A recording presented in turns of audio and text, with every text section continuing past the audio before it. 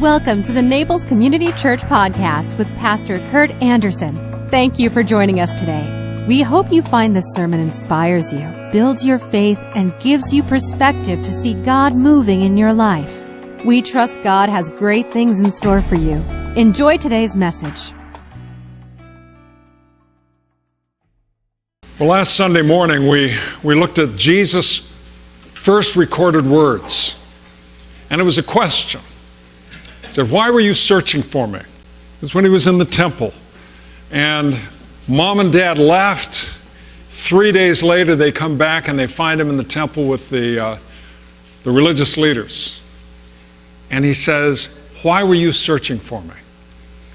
I believe Jesus never asks an innocent question. If you go through the scriptures and get one of those red letter versions and look at anything where he's got a question mark at the end of a statement, it's always something that's a toe stubber. It stops everything right there. And so we're going to do a sermon series starting last week on Jesus never asking any innocent questions. And this morning we're looking at the Gospel of John, at the second chapter, the story of Jesus turning water into wine at the wedding of Cana. Hear the word of God as it comes to us from the Gospel of John. The next day there was a wedding celebration in the village of Cana in Galilee. Jesus' mother was there, and Jesus and his disciples were also invited to the celebration. The wine supply ran out during the festivities, so Jesus' mother told him, "We have no more wine." "Dear woman, that's not our problem," Jesus said. "My time has not yet come." And actually, this is what I don't like about this translation. What he actually says is, "What is that to you and me?" In other words, why is this our concern? But his mother told his servants, "Do whatever he tells you." Standing nearby were 6 stone jars used for Jewish ceremonial washing. Each could hold 20 to 30 gallons. Jesus told the servants, "Fill the jars with water." When the jars had been filled, he said, "Now dip out some and take it to the master of ceremonies." So the servants followed his instructions. When the master of ceremonies tasted the water that was now wine, not knowing where it had come from, though of course the servants knew, he called the bridegroom over. "A host always serves the best wine first," he said. "Then when everyone has had a lot to drink, he brings out the less expensive wine, but you have kept the best until now." This miraculous sign at Cana in Galilee was the first time Jesus revealed his glory, and his disciples believed in him. After the wedding, he went to Capernaum for a few days with his mother, his brothers, and his disciples. May God add his understanding to this hearing of his word. So this doesn't seem to be that big a deal. This is his first miracle. I mean, one would think that for a first miracle, it would be something far more spectacular. Something on the level of a David Copperfield. Something that really made a splash. Maybe go through and decide to heal everyone in a village. Just wave his arms and declare everyone's well. Or to end world hunger. End all suffering. Jesus the Messiah, to do something big. Instead, he does something not only small, but it's so small, only a very few people saw it or perceived it at that wedding, in the instance of this wedding. And furthermore, it was to address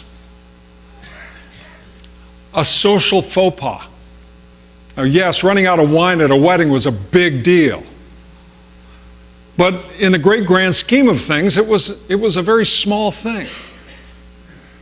And yet Jesus takes that as the occasion to perform his first miracle.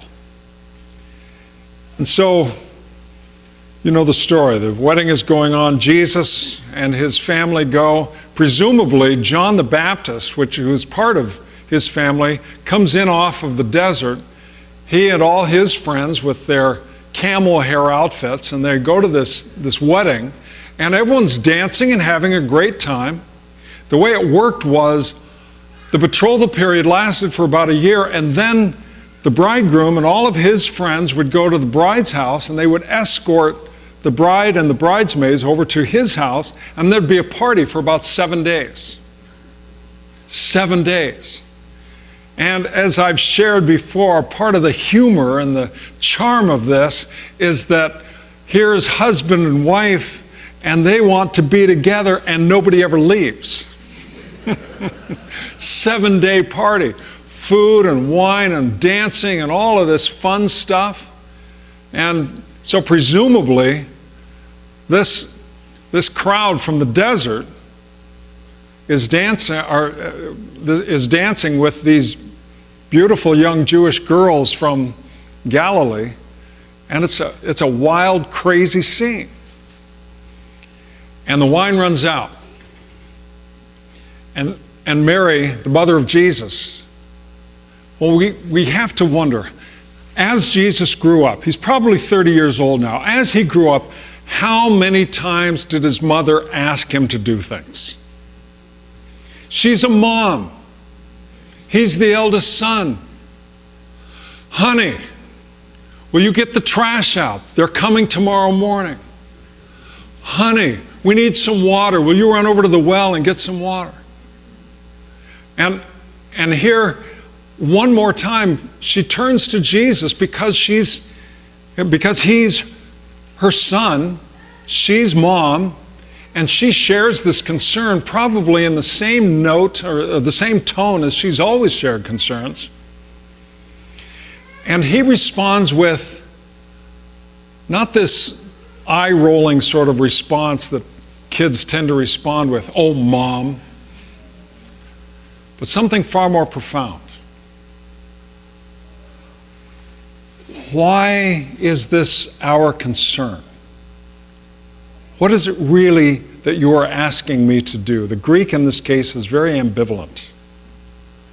What to you, to me, is literally what it means. What is this that you're really asking me to do? My time has not yet come. What to me, to you? You know, when Jesus grew up and was doing what he was doing as a son in the household, presumably, yes, he had chores to do.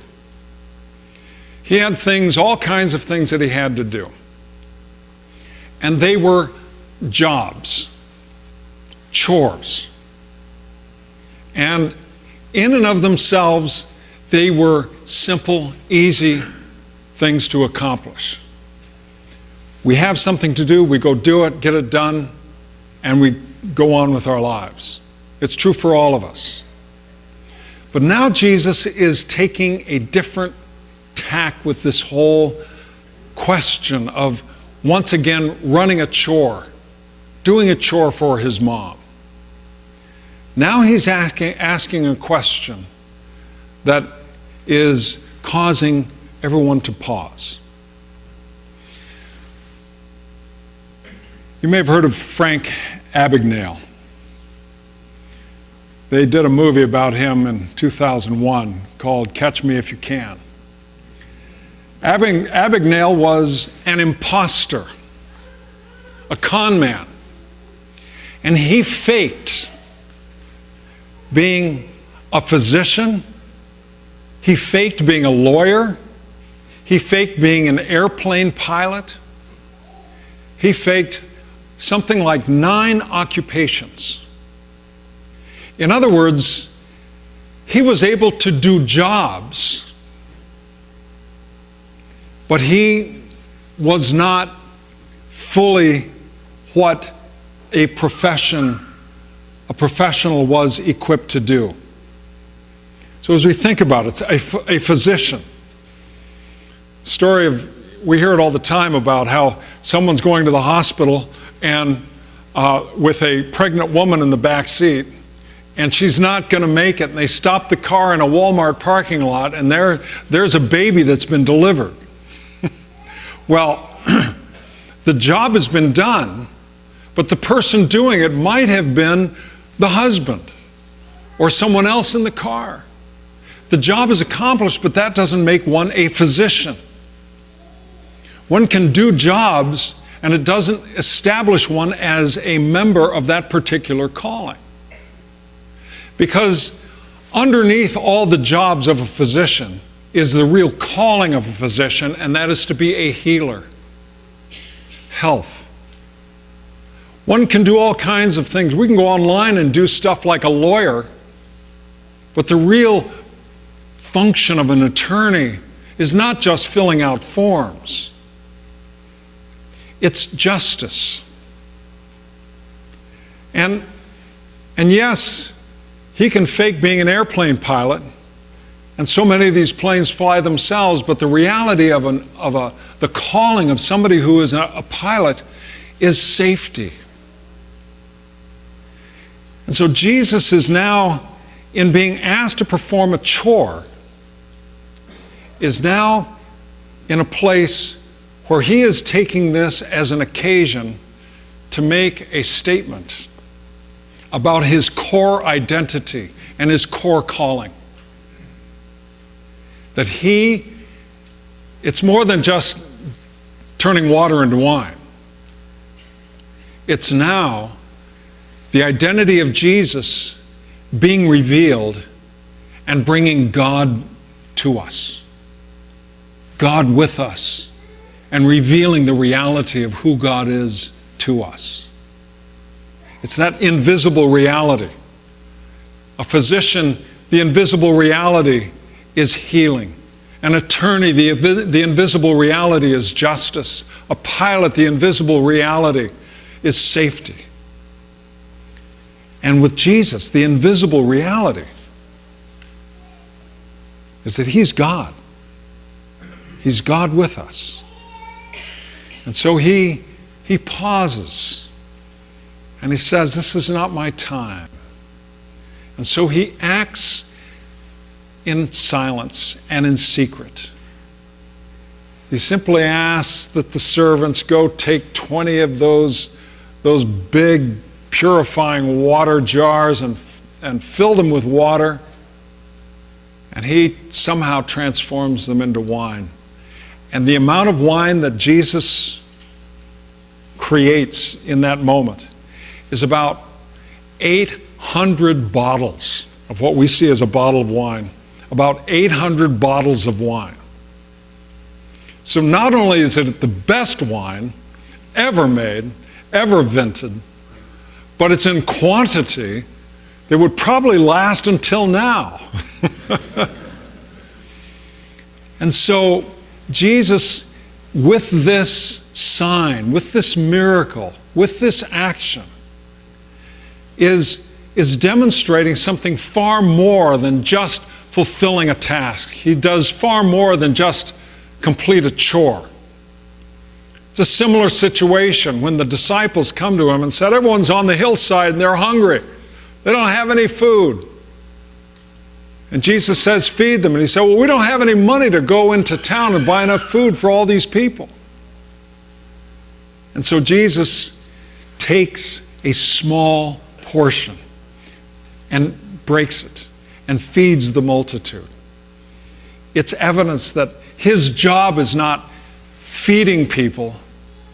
His job is to demonstrate to people that he is God with them. And that's the work that Jesus does here in this wedding.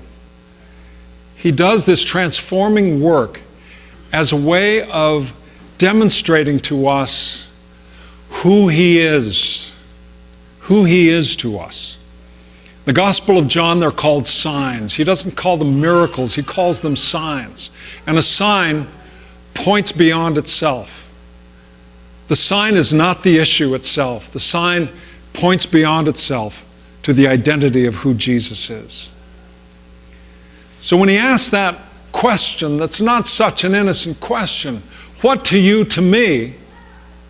What does this have to do with me? What does this have to do with us? What responsibility do we have here? He is indicating that what is to follow is a profound statement about his core identity and his calling. It's the foundational reality of who Jesus is. And so when we look at Jesus and he's doing these things, he's feeding 5,000, he's turning water into wine, he's walking on water.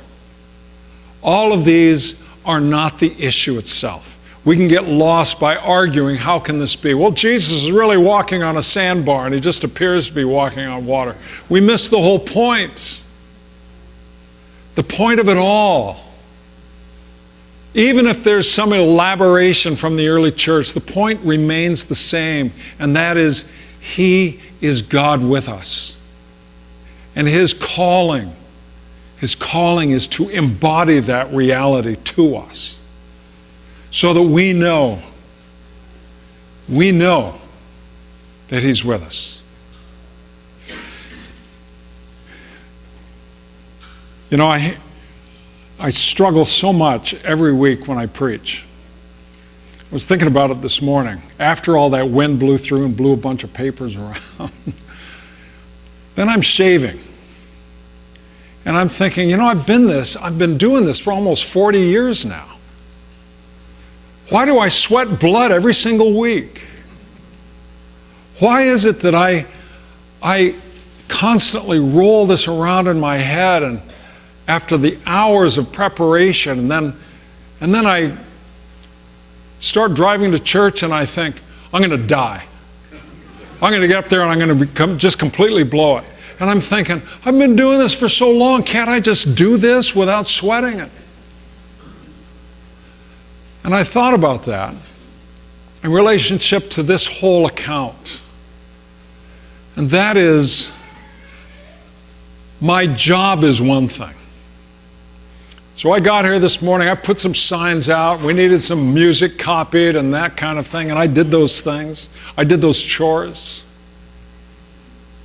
But what is my calling?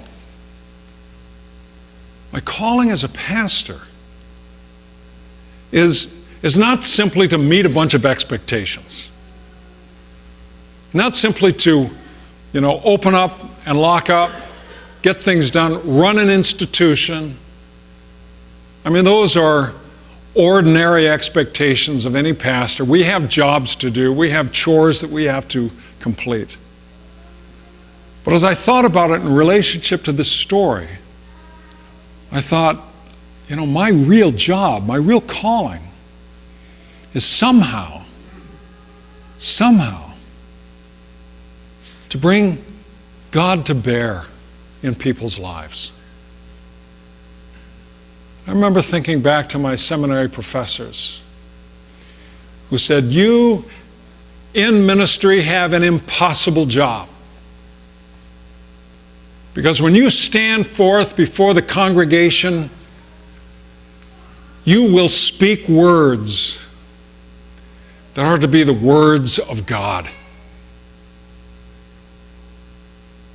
That we embody with one another something so much above and so far beyond and so much deeper than just the chores that we do as a congregation. The things that we do. All of it is ultimately about making real this reality that God is with us. And He can take the water of our fears and turn it into the wine of hope. He can take the water of our illness and turn it into the wine of healing. But not by some sort of an instrumental process whereby we have 7 steps to abundant living. And we just go through the steps and we got it licked. But that somehow we trust the reality that God is with us God is among us. Christ is risen, and he lives among us, and he's doing his transforming work in our hearts and lives. And every now and then we feel that transformation within us. Every now and then we feel that new wine. Because otherwise, what does a minister do? We talk. Or we'll take water. And what's water? We baptize. We'll take a little tiny sip of grape juice and a little tiny piece of bread. That's what we do. Word and sacrament. That's not our job in ministry. That's our calling.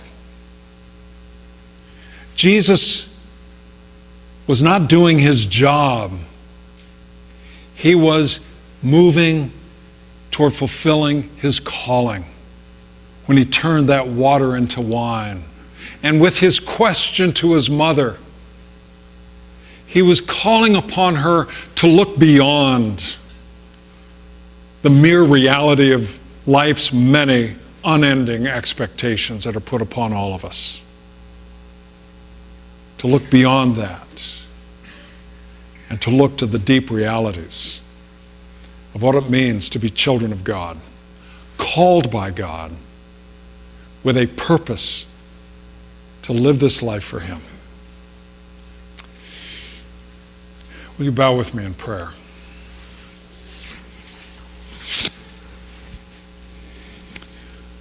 Oh Lord, so often it seems like just mundane, just water. But you transform. You touch, you move, you empower, and you give us hope. Thank you, O Lord. And when we come into your presence, may it always be more than just what we see. May it be the deep, invisible realities of your presence and your power and your love and your mercy among us. We ask this in the name of him who transforms all things. Amen. If you enjoyed today's podcast, there are a few things you can do. Be sure to subscribe, rate, and review this podcast. For more information, you can visit us online at www.naplescommunitychurch.org. If you happen to be visiting Naples, please drop in for our Sunday service at 10 a.m. We'd love to meet you.